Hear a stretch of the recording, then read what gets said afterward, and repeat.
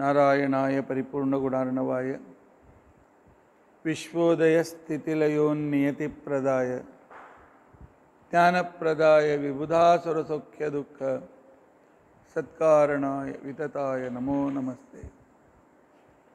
अभ्रमं भंगरहितं अजडं विमलं सदा आनन्दतीर्थमतुलं भजे तापत्रयापहं।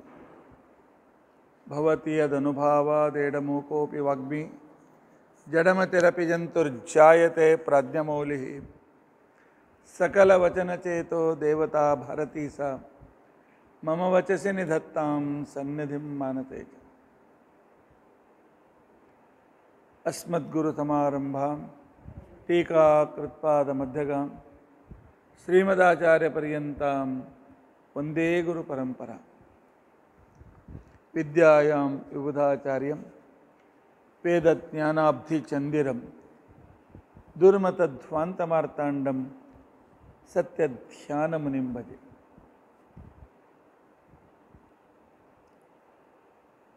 पंचाशद्वर्षपर्यन्तं सततं रामपूजकः श्रीसत्यप्रमोदगुरुराट् भासतां नो हृदम्बरे। बन्धुस्त्वं गुरुरिष्टदैवतमिति त्वत्पादपङ्केरुहं प्राप्तं मां परिपालयेति सततं याचे निबद्धाञ्जलिः। चित्तं मद्गुणदोषचिन्तनविधौ नूनं मनां मा कृथाः। श्रीसत्यात्मगुरो त्वदङ्घ्रियुगलं हित्वा न मे सद्गतिः। यैरहं शुकवत् सम्यक् शिक्षितोऽस्मि कृपालुभिः तान् वन्दे धेनुपाचार्यान् तत्त्वज्ञानार्थसिद्धये। श्रीगुरुभ्यो नमः। हरिः ओम् हरिः ओम् हरिः ओम्। स्वस्त्यस्तु असेडतन्मङ्गलानि सन्तु। श्लोकैकश्रवणपठनमात्रेण वक्तुश्च श्रोतॄणां निखिलकलिकृतकल्मषापनोदनपुटतरे धर्माद्यखिलपुरुषार्थसाधनीभूते अद्य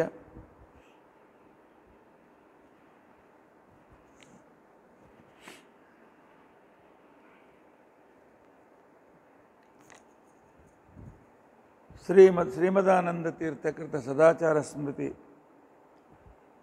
विषयक विवरणारंभे सति किंचित पूर्वकथानुवादः। हरिः ओम हरिः ओम हरिः ओम। इसके पहले के प्रवचन में हमने देखा भगवान को प्राप्त करने के लिए अष्टांग योग अत्यंत आवश्यक है, लेकिन पतंजलि प्रणीत यह अष्टांग योग जो विधान है बहुत अच्छा है। आरोग्य के लिए, मानसिक एकाग्रता के लिए, कुछ सिद्धियां पाने के लिए, लेकिन इससे मोक्ष प्राप्त नहीं होता। उस योग को हम निर्बीज योग कहते हैं। भागवत में कपिल ने मां को कहा, मैं तुम्हें सबीज योग सिखाता हूं।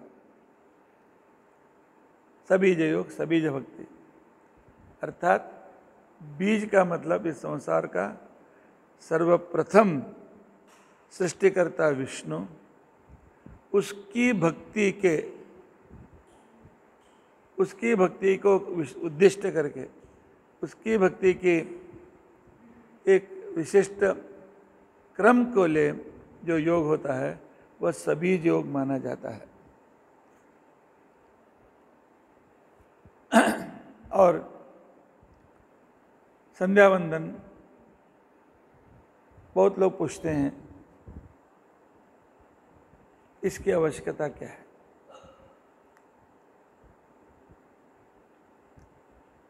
और संध्या वंदन में किसे वंदन करना चाहिए? शाम को, सुबह को, दोपहर के संध्या काल में करना चाहिए, लेकिन वहां पर प्रतिपाद्य मंत्र प्रतिपाद्य देवता कौन है? तो इसके लिए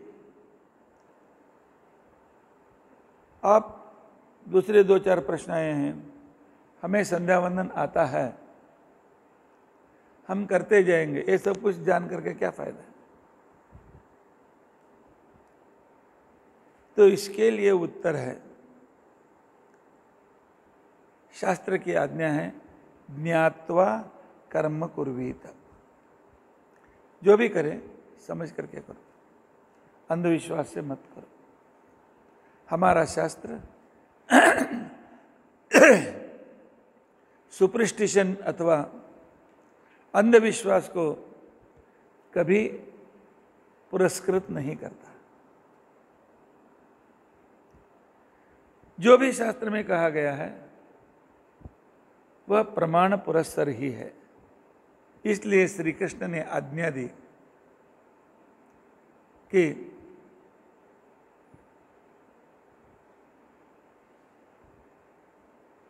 श्रुति स्मृति यह मेरी आज्ञाएं हैं। तस्मात् शास्त्रम प्रमाणन्ते कार्याकार्य विवक्षितो। जो भी करने हैं शास्त्र को पढ़ो या सुनो, बड़ों से समझ लो, बाद में करो। जो शास्त्र के क्रम को छोड़ करके अंधविश्वास से जो भी हम करते हैं, यश शास्त्र विधिमुत्सृज्य वर्तते कामकारतः। मैं अपने मन से शास्त्र के जैसे क्यों करना चाहिए? शास्त्र कहता है करने दो, मुझे ऐसा अच्छा लगता है, मेरे मन को अच्छा लगता है, मेरे मन की साक्षी ऐसे करती है, सब कुछ गलत है। श्री कृष्ण कहते हैं कि यह शास्त्र विधिम उत्सृज्य वर्तते कामकारतः। शास्त्र के विधान छोड़कर बिंदास अपने जैसे जो रहता है, कभी उठना, कभी सोना, कभी खाना, क्या खाना नहीं खाना, ये सब कुछ जो भी है, ऐसा व्यक्ति न स सिद्धिम अवाप्नोति, वह सिद्धि को कभी प्राप्त नहीं कर सकता। न स सिद्धिम अवाप्नोति न पराम गतिम, श्रेष्ठ गति को भी प्राप्त नहीं कर सकता। इसलिए जो भी है शास्त्र कहता है उसी तरह के करो। मनुस्मृति के आरंभ में ही कहा जाता है कि किसी ने कहा इसलिए मत करो, वह इसे करने के लिए क्यों कहा, इसका प्रयोजन क्या है, इसे समझ करके आप करो। विद्वद्भिः सेवितः सद्भिः नित्यम अद्वेषरागिभिः। मनुस्मृति कहती है शास्त्र का अध्ययन करो और उसका इम्प्लीमेंटेशन बड़े लोगों ने अर्थात शास्त्रज्ञों ने कैसा उसका इम्प्लीमेंटेशन कर रहे हैं वह भी अध्ययन करो। सज्जन, द्वेष इत्यादि न रहने वाले, क्रोध न रहने वाले, जो सज्जन व्यक्ति किसी भी शास्त्र के नियम को आचरण में लाता है तो उसी के अनुसार उसे अच्छी तरह समझने की कोशिश करो और बाद में तुम्हारे मन को कन्वीनियंस होने के बाद उसको करो। कहते हैं कर देंगे या नहीं, क्योंकि बाद में गलतियां बहुत होती हैं। लेबोरेटरी में डेमोन्स्ट्रेटर बता रहा है केमिकल इतना मिलाओ, उतना ऐसा मिलाओ, ये करो, वो करो, ये करो, उस तरह करेंगे तो रिजल्ट आएगा। लेकिन उस समय हमें ऐसा क्यों, उस प्रश्न का उत्तर भी पाना बहुत जरूरी है। तो नहीं तो डेमोन्स्ट्रेटर नहीं तो कुछ क्या कुछ मिला करके तो स्फोट होकर के लेबोरेटरी जल जाती है। और धर्मशास्त्र कहता है ययेनम अभिदित्वा प्रयाते सकृपणा। जो कुछ समझे बिना संध्या पूजा होम हवन करता है वह व्यक्ति पापी है, वह पाप का भागी बनेगा। इतना ही नहीं, ऋचे अक्षरे परमे व्योमन तस्मिन् देवा अधिविश्वे निषेधु। वेद मंत्र के द्वारा स्तुत्य देवताएं हमसे बहुत ऊपर के लोकों में रह करके हमें अनेक तरह के उपकार करते रहते हैं। उसे समझ करके उन देवताओं की तृप्ति के लिए हमें कर्म करना है, और सर्वोत्तम देवता विष्णु की तृप्ति के लिए हमें यह कर्म करना है। ऐसा जो नहीं करता, यस्तन्न वेद किम ऋचा करिष्यति, जो समझने की कोशिश नहीं करता है तो ऋचा क्या कर सकती है, मंत्र क्या कर सकता है। बिना जाने अलग अलग एसिड मिलाने से कोई रिजल्ट आता है क्या? कभी नहीं। अच्छा ठीक है, संध्या वंदन का मतलब क्या है? इसके लिए एक सामान्य अर्थ है, संधि काल में भगवान का वंदन, उसकी पूजा और उसकी स्तुति करनी चाहिए। यह संध्या वंदन है। संधि काले यत् भगवतः वंदनम तत्संध्या वंदनम। रात और दिन के संधि काल में, दिन और मध्याह्न और अपराह्न के संधि काल में, दिन और रात्रि के संधि काल में। लेकिन किसका नमन करना चाहिए? 33 कोटि देवता, किसके बारे में हमें नमन करना चाहिए? तो संध्या भाष्य कहता है कि याम सदा सर्वभूतानि स्थावराणि चराणि च सायं प्रातर् नमस्यन्ति सामा संध्या अभिरक्षत। जिसके उदय होने से, उसके उदय के आभास होने से ही कमल खिलते हैं और पेड़ अत्यंत संतुष्ट होकर अपने कलियों को खिलाते हैं, उसे खिलवाते हैं, और प्रसन्न रूप से हवा बहने लगती है,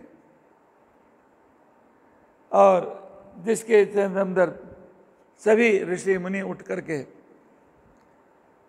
पूजा करना चाहते हैं, और जिसके उद्देश्य से सायं प्रातः, सायंकाल के संध्यावंदन में और प्रातःकाल संध्यावंदन में जिसकी स्तुति होती है वही संध्या, उसी की पूजा हमें करना है।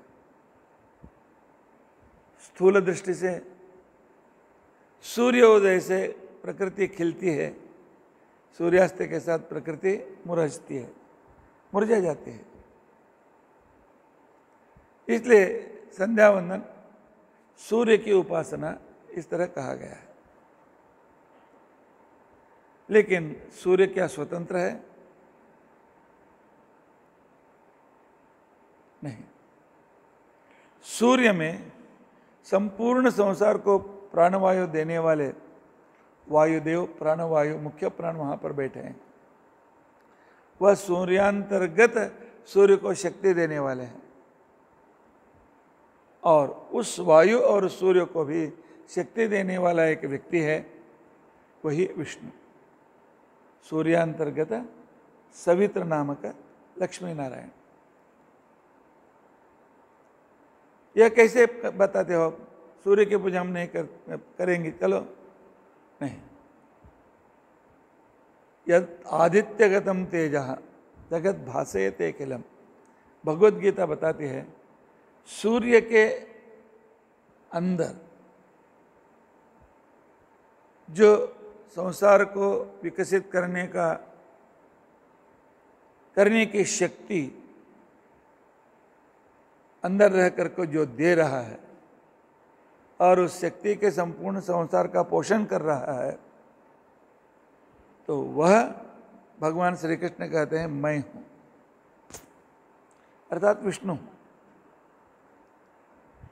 यद आदित्यगतम तेजा जगत भासयते अखिलम यच्चंद्रमसि चंद्रमा में रहने वाली शक्ति मेरी ही शक्ति है, अग्नि में दाहक शक्ति जो है वह भी मेरी है।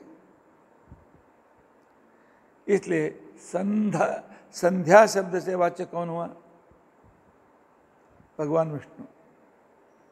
अरे संध्या शब्द तो स्त्रीलिंग है, कोई स्त्री होनी चाहिए। नहीं, संधि का मतलब है थे भगवान, क्योंकि हर एक संधि में सृष्टि करने वाला, सूर्य के न रहते हुए भी संधि में सृष्टि करने वाला एक व्यक्ति है, वही विष्णु है। ब्रह्म सूत्र के 3 अध्याय में प्रारंभ के पद में कहा जाता है संधे सृष्टि ही आहहि। अच्छा ठीक है, रात और सुबह की संधि, मध्याह्न की संधि, शाम की संधि सूर्य के अध्यक्ष में होता है, लेकिन जब आदमी सोता है उस जीव को सपने पड़ते हैं, उस सपनों को दिखाने वाला कौन है? वहां पर हाथियों को देखते हैं, रथ को देखते हैं, बड़े बड़े घर को देखते हैं, उठने पर देखते हैं, कुछ भी नहीं। उस समय जब सूर्य भी नहीं है, सूर्य का प्रकाश नहीं है, उस समय जागृत और निद्रावस्था की जो संधि है, अभी नींद नहीं लगी लेकिन आदमी ऊँग करके आधी निंदा में चला गया है, उस समय उसे जो सपना इत्यादि उनको दिखाता है, उस संधि में दिखाने वाला भगवान विष्णु, उसको शास्त्र संधि कहते हैं। संध्या संधेहे भावा संध्या, उस संध्या नामक भगवान की शक्ति संध्या है। हम उस भगवान की शक्ति की, कौन सी शक्ति? भरण पोषण शक्ति की हम उपासना करते हैं।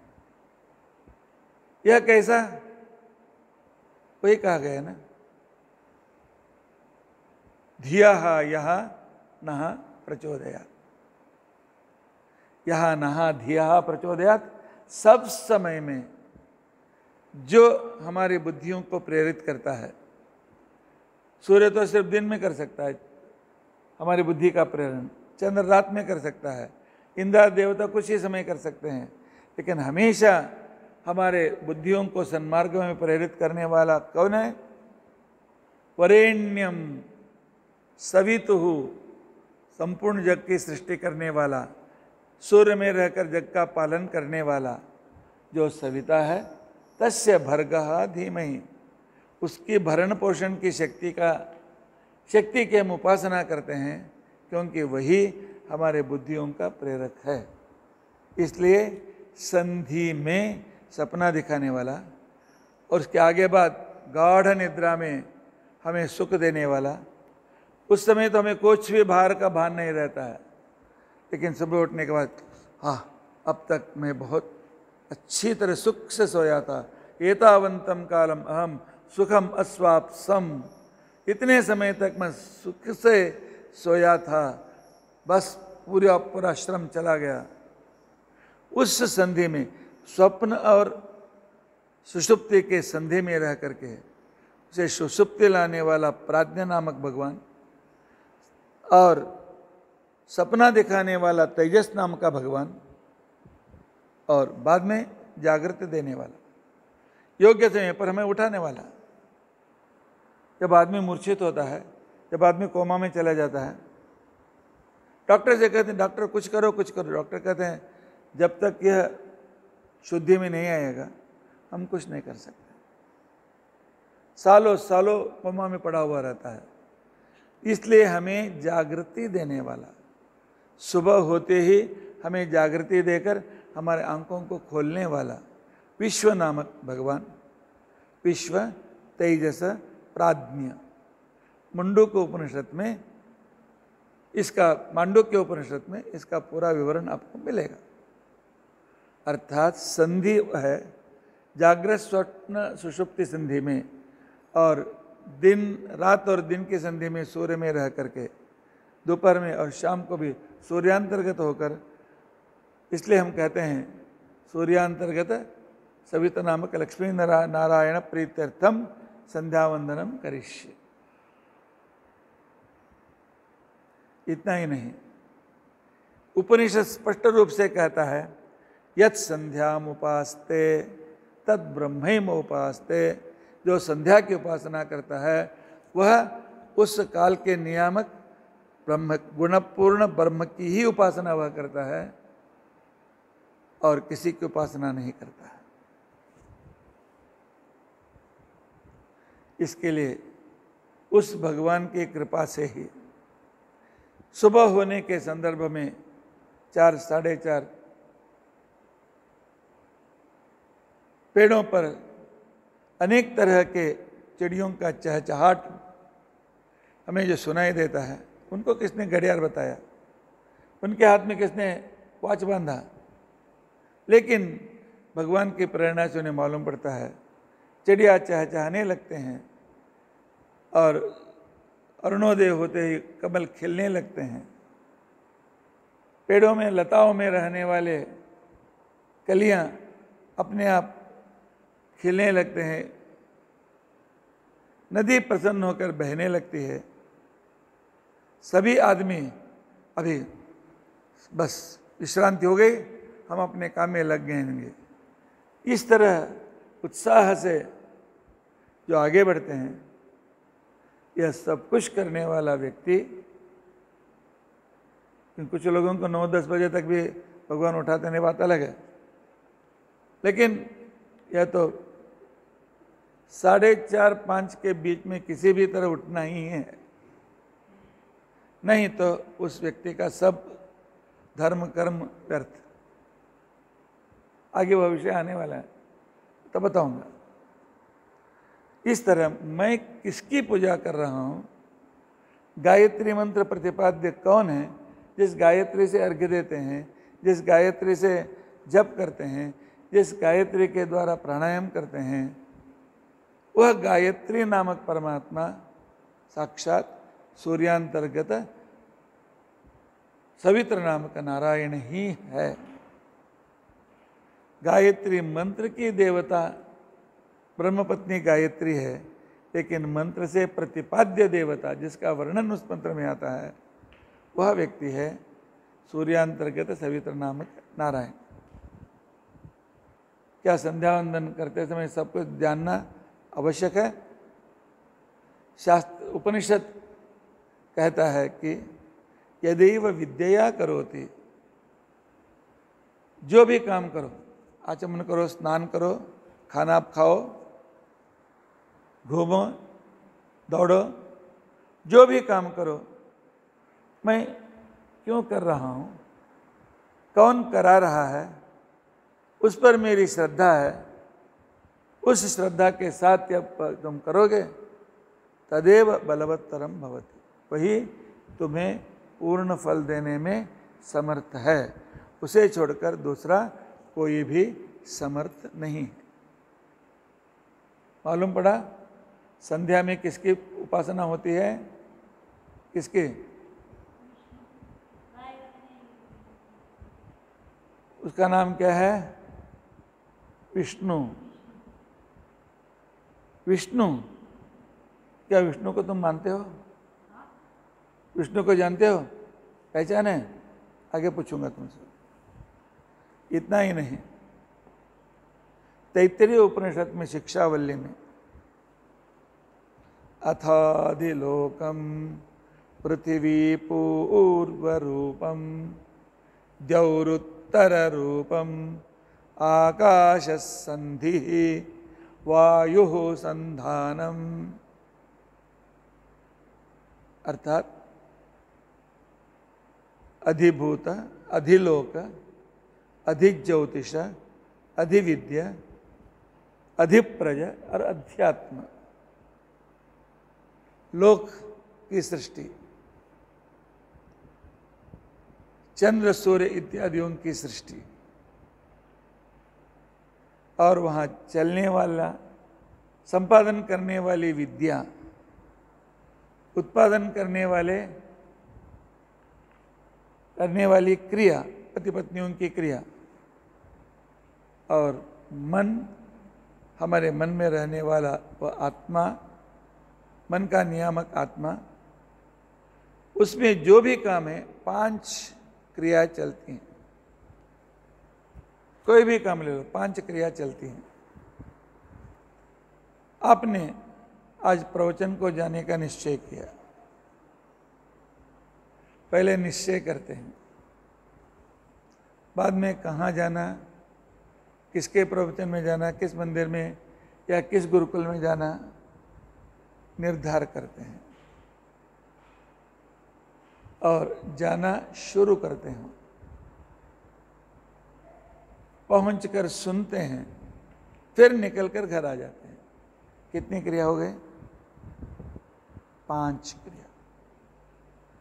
खाना बनाना है, हमारी माता आज क्या बनाना पहले प्लान करती है। उसके लिए कौन कौन से सामान चाहिए, वह कितने हैं या कि मंगाना है, वह देखती है। बाद में सभी सामानों को इकट्ठा करती है, बाद में पकाने के लिए रखती है और पकने के बाद नीचे उतार करके रखती है। यह क्या हुआ? 5 क्रिया। इसके लिए कहते हैं अधिलोक, अधिज्योतिष। आकाश में रहने के लिए जमीन में प्रकाश कहाँ पर पड़ता है? जमीन पर पड़ता है। और जमीन का संबंध किससे होना जरूरी है? आकाश का होना जरूरी है। आकाश में नक्षत्र, चंद्र या सूर्य का उदित होना जरूरी है और उसका प्रकाश आना जरूरी है। बाद में अपना काम करके उन्हें फिर अस्तंगत होना वह जरूरी है। 5 क्रिया भी वहाँ ऐसे ही चलते हैं। विद्या, शिष्य चाहिए, गुरु चाहिए, विषय चाहिए, दोनों में चर्चा चाहिए और गुरु द्वारा उपदेश चाहिए। 5 क्रिया। अभी संतानोत्पादन करना है, पति चाहिए, पत्नी चाहिए।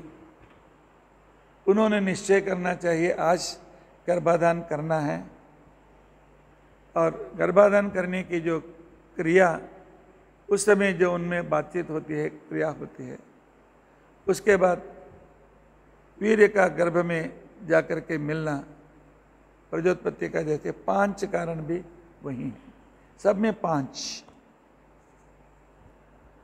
इसी तरह अध्यात्म, अध्यात्म मन से मंत्र का उच्चारण करना है। उसके लिए मुंह चाहिए, नीचे का भाग चाहिए आ करने के लिए, ऊपर का भाग चाहिए, वहाँ पे स्वर की अभिव्यक्ति चाहिए और उसका अर्थ चाहिए और उसका अर्थ से उसके अनुसार क्रिया।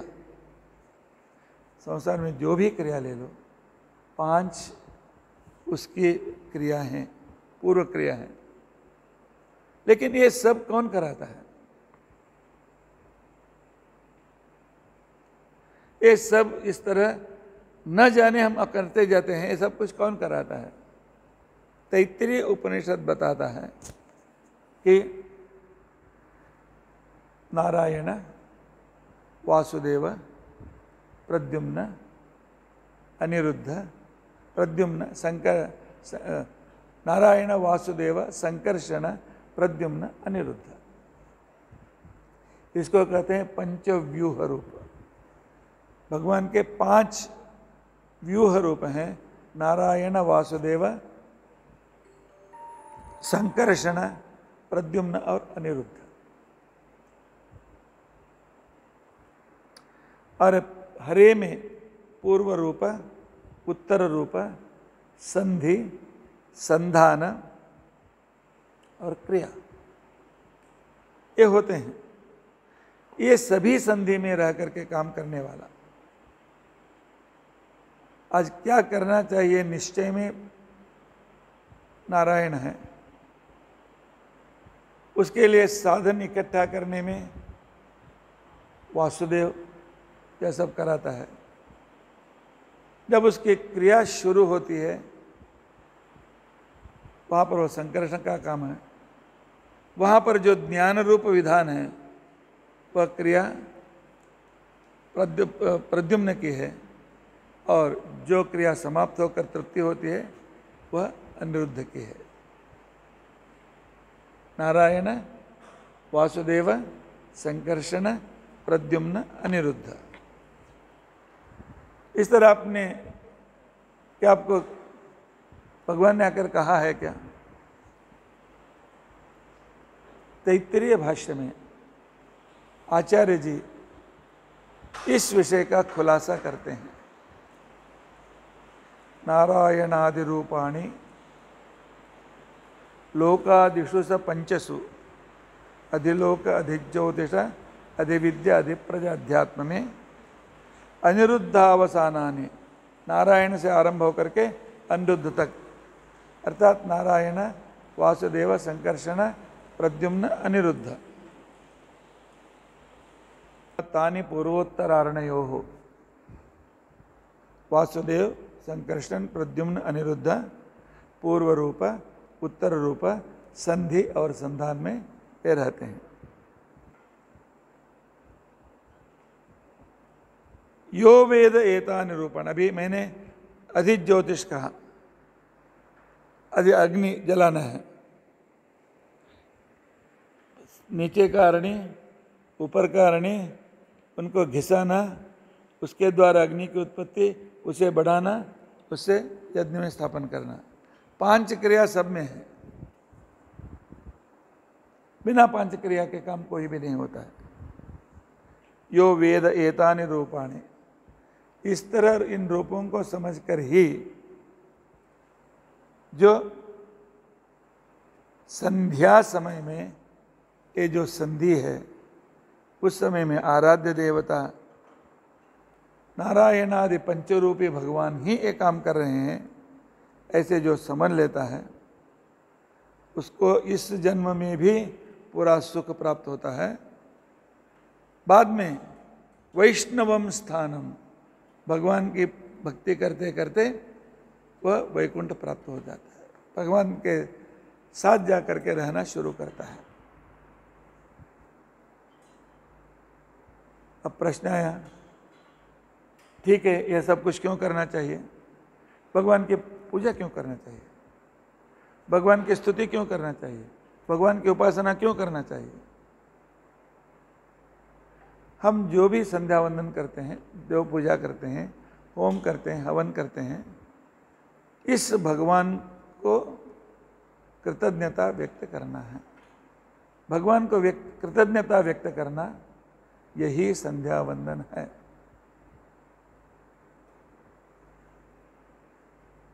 लेकिन आजकल के युवक प्रश्न करते हैं, भगवान को हम क्यों माने?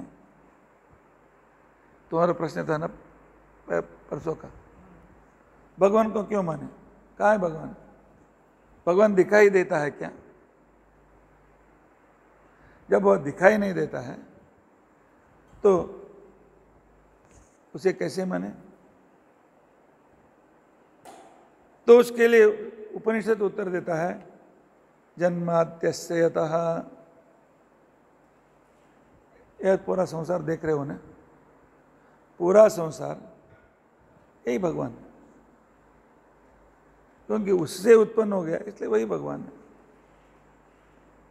अपने पुत्र को पिता कहते हैं मेरा है, क्योंकि पिता से वो उत्पन्न हुआ।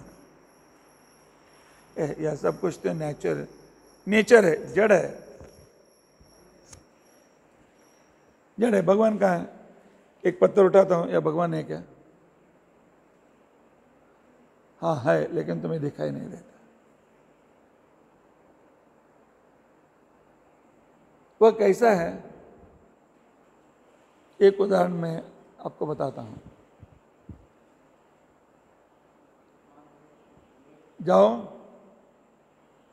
और नारियल लेके आओ। तुम नारियल लेकर आए।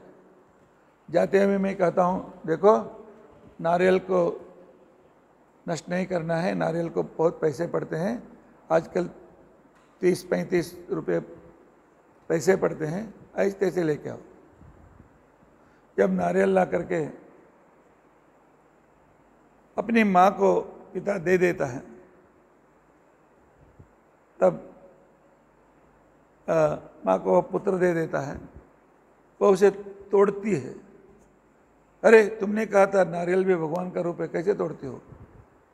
उसने कहा आवरण भगवान से सृष्टि था, अंदर जो खोबरा है वही भगवान है। बाद में उसने क्या किया, उसको खींचा। खींचने के बाद और उस ऊपर का जो भाग है नारियल के करवंटा या और जो बोलते हैं, हिंदी में क्या बोलते हैं मुझे याद नहीं, उसे हम फेंक देते हैं। भगवान को नहीं, भगवान के सृष्टि से रक्षा के रूप में जो था उसका उपयोग या तो जलाने के लिए उपयोग में लाते हैं या होम के लिए उपयोग में लाते हैं। खोबरा, लड़का पूछता है यही भगवान है? हाँ। उसके बाद माँ क्या करती है, उसके खोबरे को अच्छी तरह से खींचती है और उसे निकाल करके रस को निकालती है और उसे भी बाजू में डाल देती है। अरे तुम भगवान को क्यों फेंक रही हो? नहीं, यह भगवान नहीं, इससे जो रस निकला है ना वह रस भगवान है। या पानी का नारियल छिलका निकालते हैं, तोड़ते हैं, अंदर का पानी लेते हैं। इसी तरह जो हमें अन्न ब्रह्म है उसे खाते हैं, अन्न ही ब्रह्म नहीं। अन्न में जो एक विशिष्ट रस से रूप में करके हमारे भूख को मिटाने वाली शक्ति है, उस सार को ही हम भगवान कहते हैं। तुम भगवान को, गॉड को, सुपर पावर को, कुछ भी कहो, क्योंकि उपनिषद स्पष्ट रूप से कहता है रसानाम रसतमः। संसार में 6 रस हैं। कौन से 6 रस? मीठा, कड़वा, कम कड़वा जैसे आंवला गिमला होते हैं वैसा, और मीठा और इमली का खट्टा और कड़वा, इस तरह 6 रस हैं। उस रस के बिना हमें तृप्ति नहीं होती है। थोड़ा मीठा भी चाहिए, थोड़ा खट्टा भी चाहिए, थोड़ा तीखा भी चाहिए। लेकिन हम क्या करते हैं, तो उसका ऊपर का भाग निकाल के पका करके उसको निकाल देते हैं, उसका रस स्वीकार करते हैं। उसी तरह रसानाम रसतमः। अरे इन 6 रसों में भगवान कौन है? नहीं, ये 6 में भगवान नहीं है। भगवान उसके अंदर है। अंदर रह करके उसको एक गुणधर्म दे करके, वह रुचि दे करके हमें तृप्त करता है। जो तृप्ति होती है वही भगवान है, तृप्ति देने वाला। और कोई वस्तु तृप्ति नहीं देती है। कोई वस्तु तृप्ति देती है क्या? बहुत प्यास करके आए हो, उस समय पीते हो,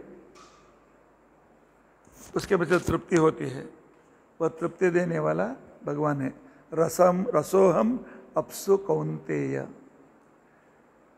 तो पानी में रसरूप तृप्ति देने वाला जो शक्ति है वह मेरी है। तुम्हारा पेट भर गया, सब कुछ गया, फिर एक तंबा पानी पियो, या भगवान ने पियो? नहीं चाहिए, आज में रख दो। क्योंकि उस समय उस पानी से तृप्ति नहीं मिलती है। ज़्यादा पानी पीने से पेट फूल जाते हैं, पीड़ा होने लगती है। पानी ही भगवान नहीं, यह संसार दिखता है वही भगवान नहीं। इस संसार के अंदर रह करके इसको गुणधर्म दे करके उसके द्वारा हमें जो प्रयोजन मिलता है वह प्रयोजन देने वाली शक्ति वह भगवान है। ये लॉजिक में कैसा बैठ सकता है? एक साधारण लॉजिक हम दे सकते हैं। कैसे कि घड़ा तैयार होता है क्योंकि उसे बनाने वाला एक कुम्हार है। इसलिए जो वस्तु तैयार होता है उसके पीछे करने वाला एक व्यक्ति रहता है। यह सृष्टि भी की हुई सृष्टि है, अपने आप उत्पन्न नहीं हुई है। हम बिग बैंग थ्योरी को कुछ नहीं मानते हैं, विस्तार से बता सकते हैं, लेकिन इसके सृष्टि करने वाला कोई है। आपका शरीर तुम्हारा शरीर है, इसको किसने बनाया? माँ ने बनाया, पिता ने बनाया। वे सिर्फ साधन हो गए, क्योंकि तुम्हारे माँ को तुम्हारे शरीर में कितनी हड्डियां हैं मालूम नहीं है, तुम्हारे शरीर में कितने रोम हैं मालूम नहीं है, कितने नस हैं मालूम नहीं है, कितना लीटर रक्त है मालूम नहीं है, फुफ्फुस में कितनी ब्रांकियां हैं मालूम नहीं, और ब्रेन में कितने न्यूरॉन्स हैं वो मालूम नहीं। फिर भी माता पिता ने हमने बनाया ऐसा हम कहते हैं नहीं, ये सहकारी हो गए। जैसे घड़ा बनने के लिए तो उसका चक्र भी एक सहकारी है, चक्र के बिना नहीं बनता है। और उसको साफ करने के लिए एक तरह का उसके हाथ में डंडा होता है, या कभी कभी हाथ से करता है। वह ये सब सहकारी हैं, माता पिता भी सहकारी है। मिट्टी ही घड़ा बनता है, उसी तरह उसका सार रूप परमात्मा ही यह सब कुछ काम कराते हैं। तो इसके लिए ये लॉजिक नहीं, लॉजिक से तुम भगवान नहीं है यह भी नहीं बता सकते हो, भगवान है यह भी वो नहीं बता सकते हैं, क्योंकि लॉजिक में कोई उसके समान वस्तु चाहिए। यह हिमालय के जैसा ऊंचा है, वो कहता है हिमालय क्या है? एक ऊंचा पर्वत है, हिमालय के जैसा ऊंचा है, यह ऊंचा है, हिमालय के जैसे ऊंचा है, इसलिए यह ऊंचा घर माना जाता है, क्योंकि ऊंचाई हिमालय से हमने सीखी है। लेकिन भगवान को समान तो कोई व्यक्ति है ही नहीं है, उसके जैसा यह है हम बता नहीं सकते हैं। इसके लिए कठोपनिषद में यमधर्म राजा नचिकेता से कहते हैं, नैषा तर्केण मतिरापनेया, भगवान का जो अस्तित्व है क्रिया से जान लेना चाहिए, इस तरह नहीं, क्रिया से जान लेना चाहिए, अनुमान से नहीं, क्योंकि उसका समान व्यक्ति कोई नहीं है। इसलिए यमधर्म राजा नचिकेता को कहते हैं, तर्क से न तो भगवान है ऐसा हम पूरी तरह से साध सकते हैं, भगवान नहीं है ऐसा यह भी साध नहीं सकते हैं, अनुमान से कुछ कर सकते हैं। नायमात्मा प्रवचनेन लभ्या इत्यादि। लेकिन कुछ लोग बहुत हट्टे होते हैं। एक राजा मंत्री ने सब कुछ समझाया राजा को, राजा ने कहा मैं तुम्हारा वेद नहीं मानता हूँ, तुम्हारे शास्त्र से भगवान मालूम ना, वो तो नहीं मानता हूँ, लेकिन भगवान है तो उस तरह तुम्हें प्रूव करना है प्रत्यक्ष रूप से। 1 महीने का टाइम देता हूँ, उस समय तक भगवान को प्रत्यक्ष तुमने नहीं दिखाया तो तुम्हारा सिर उड़ा दूंगा। वह घर गया, रोज आता था, घर में आकर के सोचते बैठता था, खाना नहीं खाता था। 10-15 दिन के बाद उसकी पोती थी, वो पोती सामने आ गई, क्यों दादाजी आप बहुत चिंतित हैं, खाना भी नहीं कर रहे हैं, बहुत बड़ी समस्या है, मुझे तो बोलो क्या समस्या है। वो 8-10 साल की थी। अरे तुम्हें क्या समझते, मैं इतना शास्त्र पढ़ा हूँ, मुझे समझ में नहीं आता, अरे फिर भी तो बताओ। तो राजा ने इस तरह तो मुझे इस तरह जिम्मेदारी दी है, प्रत्यक्ष उसे भगवान तो उसको कन्विंस करना है।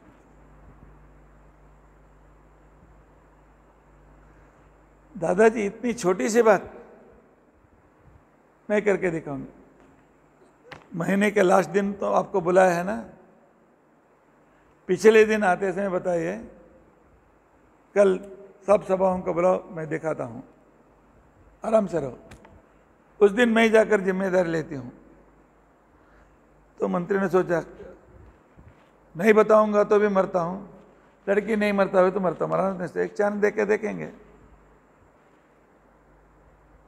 तो लास्ट डे पूरा नगर आ गया था,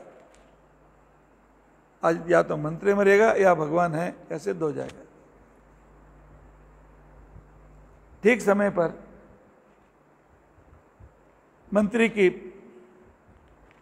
और उसकी पोती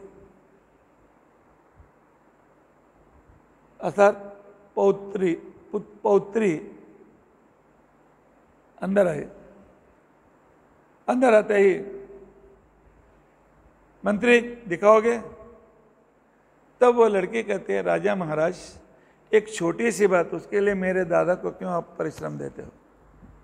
मैं आपको समझाऊंगी। क्या करती हो? सुनो तो आप। अच्छा ठीक है, भगवान को दिखाओ। तो उसने ताली की आवाज दी, एक ग्वाला गाय को लेकर आया। उसने कहा दूध निकालो। राजा कहते अरे मैं क्या करूं? नहीं, थोड़ा ठहरो। दूध निकालने के बाद उसने पूछा, तुम ये दूध थन से जो आता है, इसके लिए कितना दूध रोज खिलाते हो? पिलाते हो गाय को? कितना दूध पिलाते हो? सब हंसने लगे। लड़की ने कहा थोड़ा ठहरो, बाद में हंसो।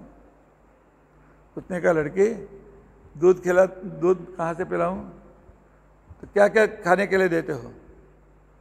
चारा देता हूं, पानी देता हूं। अच्छा इतना है? तो उसे लाओ। पहले उसे कह के बैठा था, वह पानी का घड़ा ला कर आया, चारा लेकर के रख दिया। तब उस लड़के ने कहा, राजा महाराजा आप विद्वान हैं, आपके इसमें बड़े बड़े विद्वान हैं, बड़े बड़े मंत्री, बड़े बड़े लोग, तुम्हारे राज्य के बड़े बड़े विद्वान आज आ गए हैं। मैं चैलेंज देती हूँ, कोई ये दोनों मिला करके दूध बना करके दिखाओ। चारा पानी दूध बना करके दिखाओ।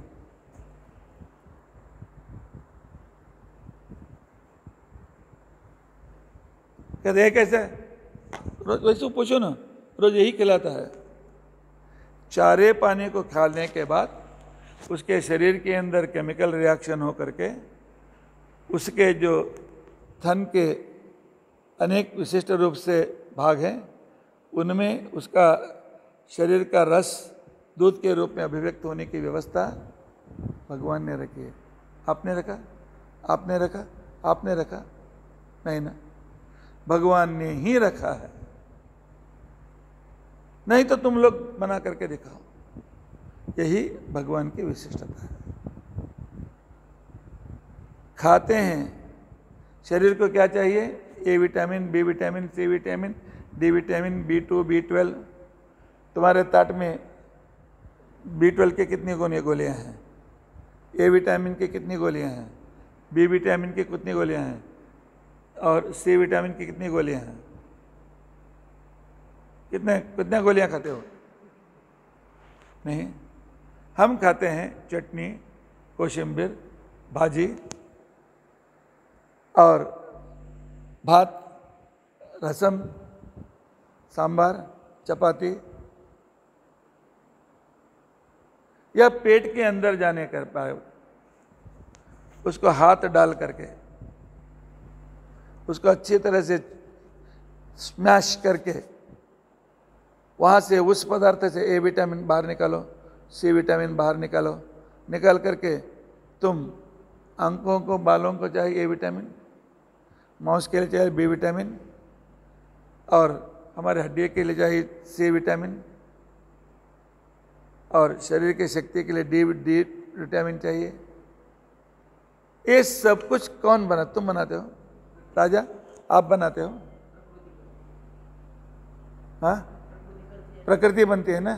प्रकृति के सामने रखो, ये संसारी प्रकृति है ना, पेड़ के सामने रखो, पेड़ के सामने रखो, प्रकृति को बनाने के लिए बोलो। हाँ, पेड़ के सामने प्रकृति, ये भी प्रकृति है ना। या तो नदी के सामने जाकर के रखो, बनाओ। A vitamin, D vitamin, C vitamin, A vitamin बनाओ। या तो तुम्हारे सामने मैं रखता हूं चारा और पानी, चारा खाओ, दूध निकाल के दिखाओ। नहीं, प्रकृति है, जड़ है। यह जड़ तुम रिकॉर्ड कर रहे हो क्या? यह मोबाइल अपने आप आकर के बैठ गया? वही रिकॉर्ड वही कर रहा है, लेकिन वो अपने आप कर बैठ गया। प्रोग्राम किसने बनाया? या सिर्फ ऐसा एक टुकड़ा ला करके लकड़ी का या लोहे का टुकड़ा ला कर लगाऊं करके रिकॉर्ड होता है क्या? पहले उसमें जो भी प्रोग्रामिंग है एक चेतन को करना पड़ता है। वही इस पूरे जड़ प्रकृति को चलाने वाला जो चेतन व्यक्ति है, हम उसे भगवान कहते हैं। आप भगवान कहो, सुपर पावर कहो, या उसे ईश्वर कहो, इसे देवी कहो, किसे कुछ भी कहो, सबका अर्थ एक ही है। इसके लिए भगवान जो नहीं दिखाई देते हैं, जो हम नहीं देखते, क्योंकि स्कूल में सिखाया जाता है जो एक्सपेरिमेंट से सिद्ध नहीं होता है उसे मत मानो, उसे मानना अंधविश्वास है। तो ठीक है, उस सर को बुलाओ। मैं सर को तो पूछता हूँ, खाने के लिए बैठिए, ताट में परोसता हूँ। जब खाना शुरू करता हूँ, ठहरो ठहरो,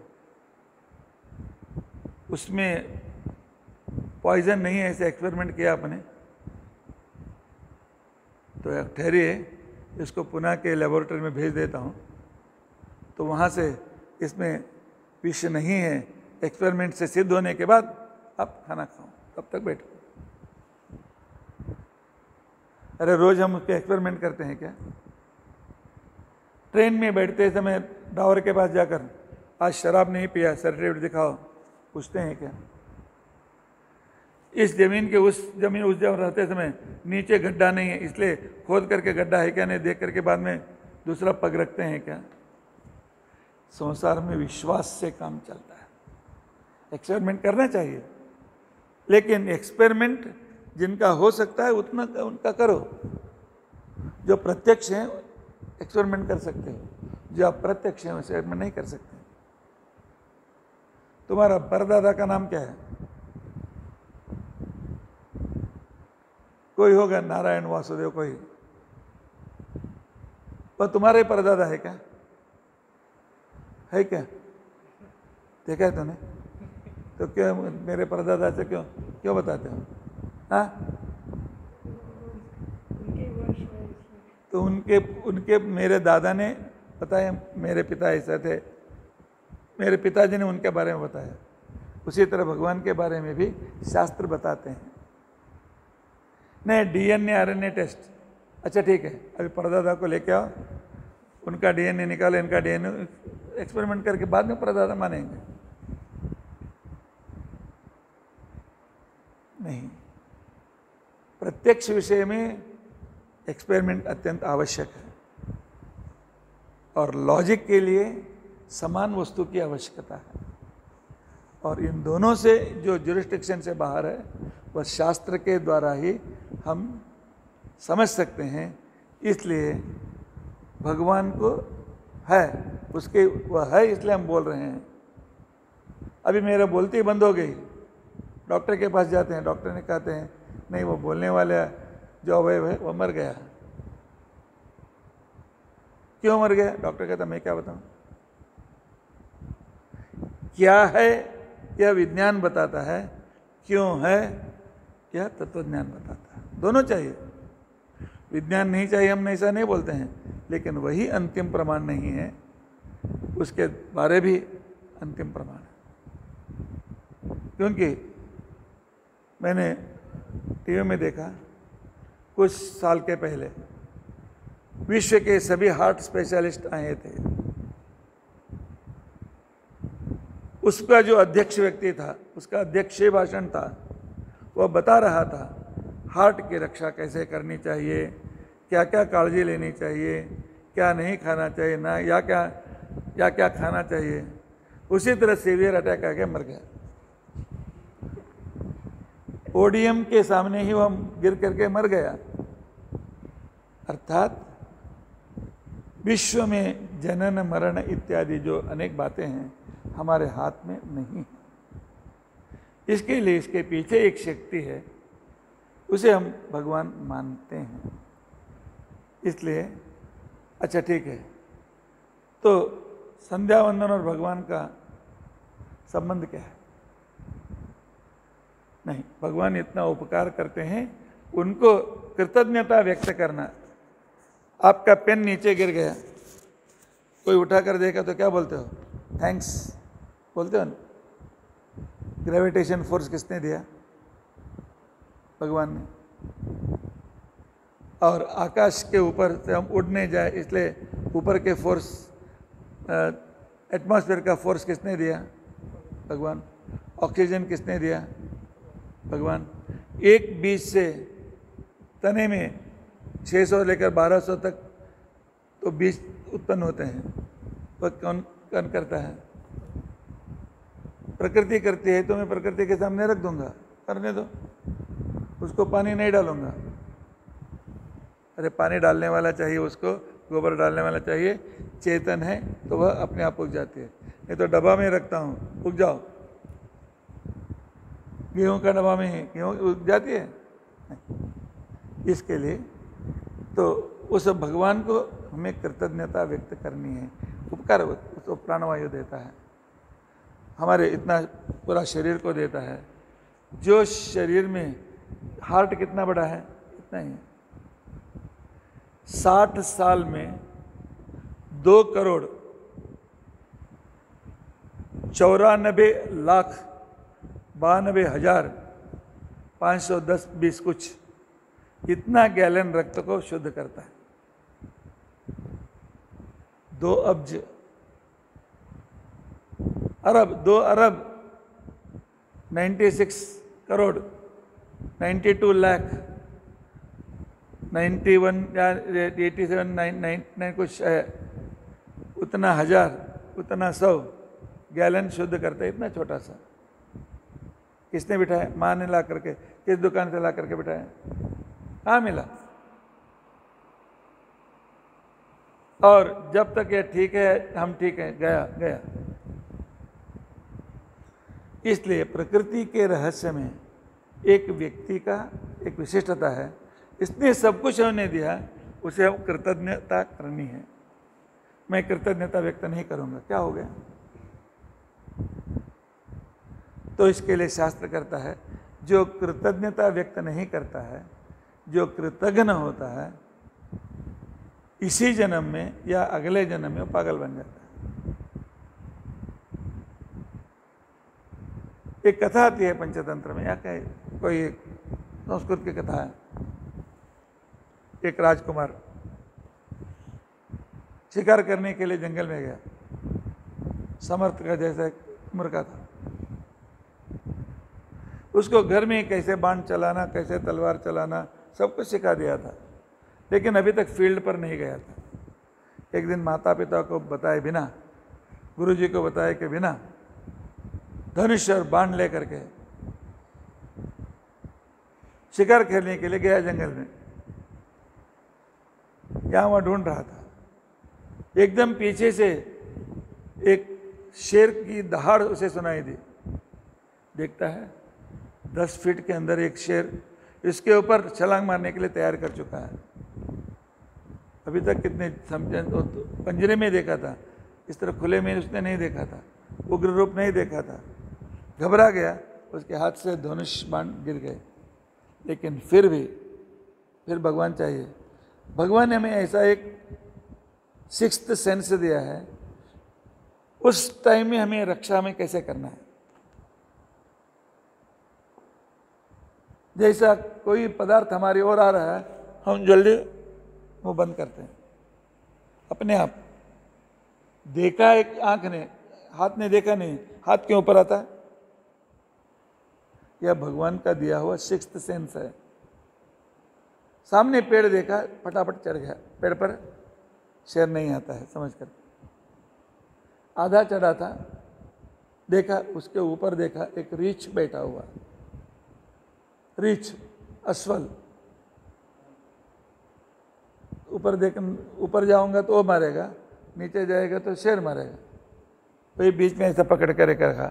1 घंटा हो गया, 2 घंटा हो गया, 3 घंटा हो गया, उसके हाथ थरथराने लगे।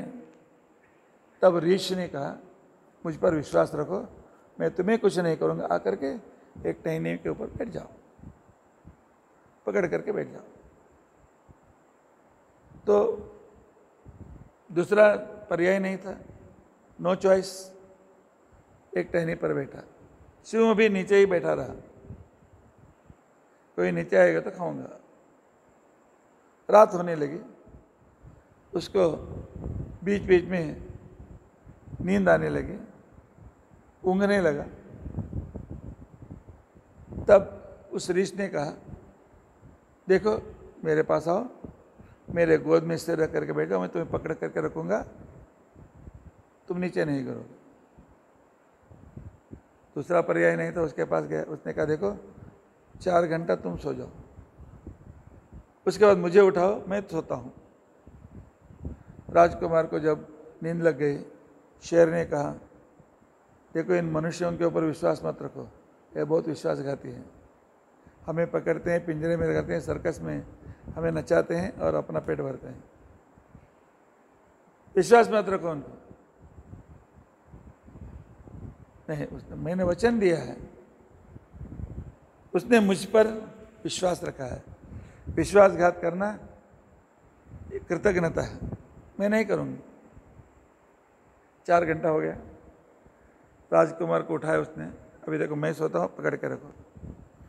जब रीछ को नींद लग गई, शेर ने कहा, देखो रीछ ने तुम्हें संरक्षण किसके लिए मालूम है? अभी उसको भूख नहीं लगी है, भूख लगते ही तुम्हें मार करके खा जाएगा। मुझे बहुत भूख लगी, एक काम करो, उस रीछ को नीचे ढकल दो, मैं उसे मार करके खा करके चला जाऊंगा, तुम अपने घर चले जाओ। राजकुमार कहा, हाँ ठीक है। समझ कर उसने रीछ को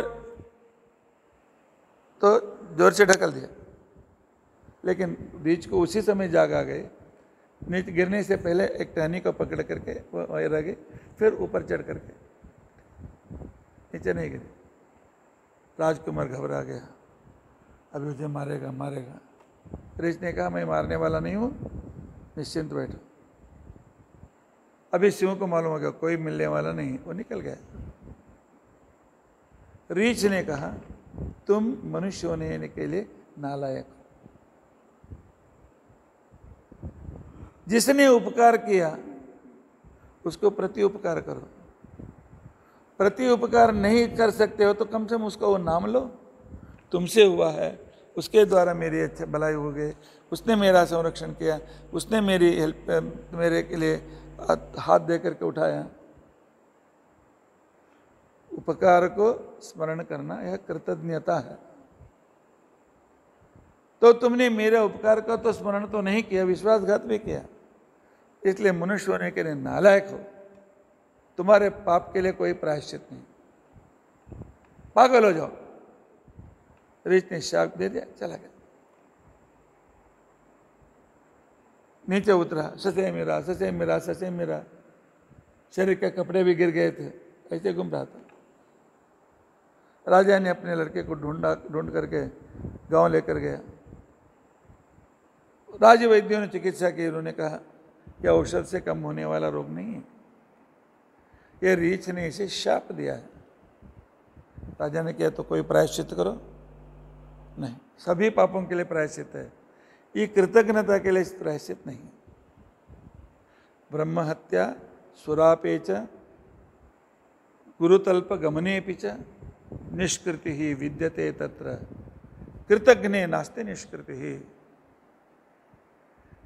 इसी तरह ब्रह्म हत्या हो गई, उसका प्रायश्चित करके दूर कर सकते। कल आपने देखा श्रीपाद राजे ने जैसे ब्रह्म हत्या वालों का भी उद्धृत किया।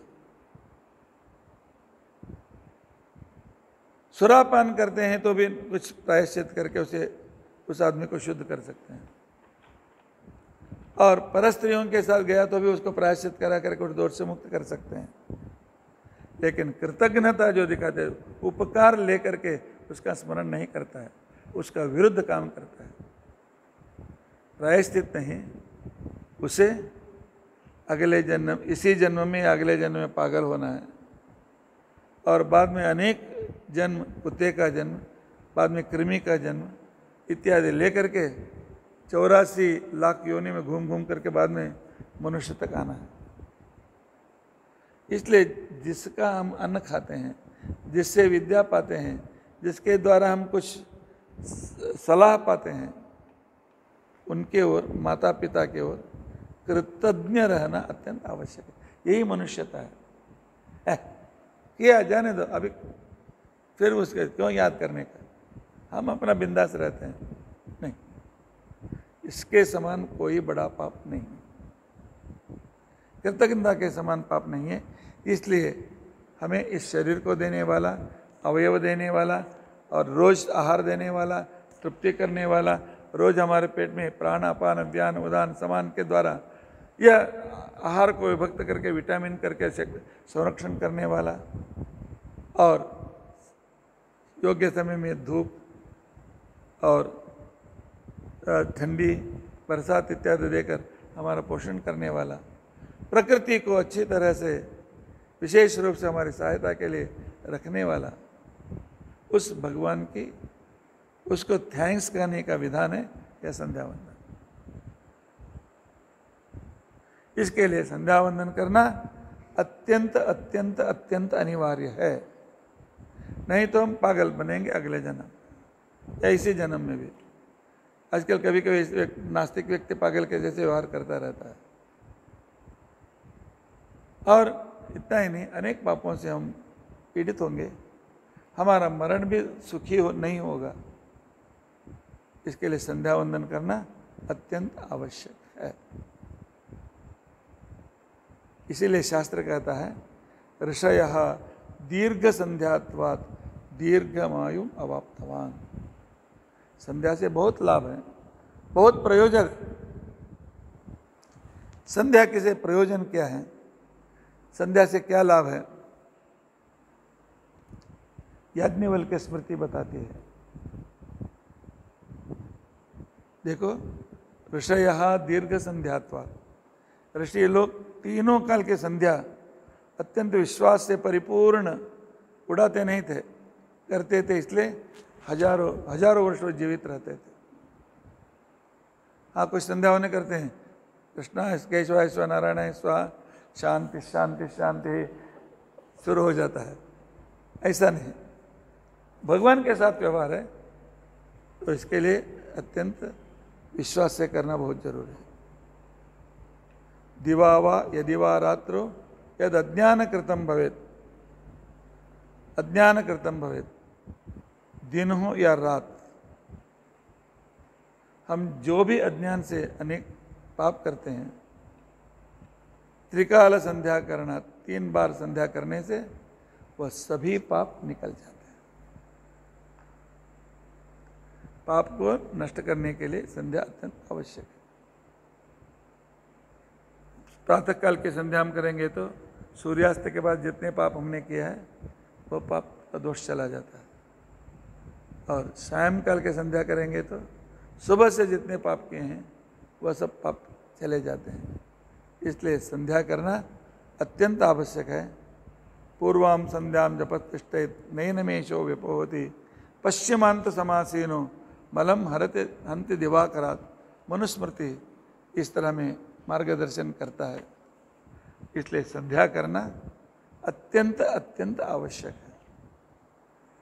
अगला भाग, संध्या कब करना चाहिए, इस प्रश्न का उत्तर हम कल सुनने की कोशिश करेंगे।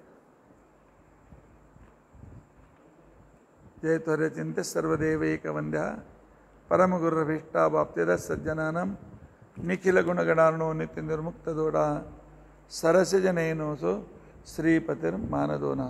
श्री कृष्णार्पणमस्तु।